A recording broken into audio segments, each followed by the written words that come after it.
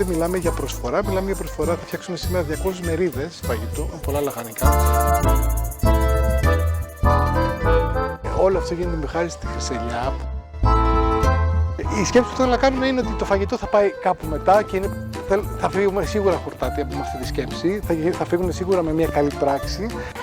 Καλά θέλω το Χρυσελιά, γιατί είναι ο λόγος που μαζευτήκαμε σήμερα εδώ. Τι κάναμε? Ήρθαμε σε ένα πάρκο, κουβαλήσαμε ξύλα, κρυθαράκια, φωτιές.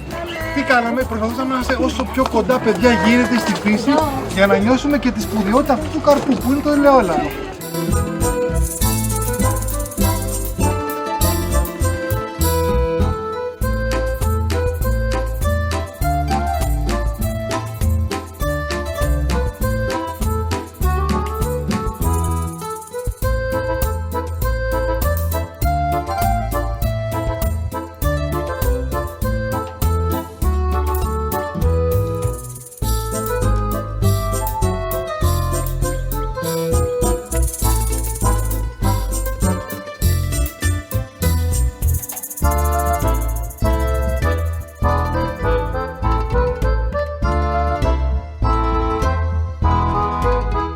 Τα παιδιά μέχρι τα 2 έτη είναι φαλενάκια. Θέλουμε πολλά λιπαρά.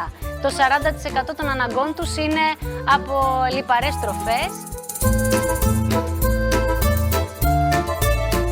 Εάν σε κάθε γεύμα φροντίζω να έχω 1-2 κουταλάκια του γλυκού ελαιόλαδο ή...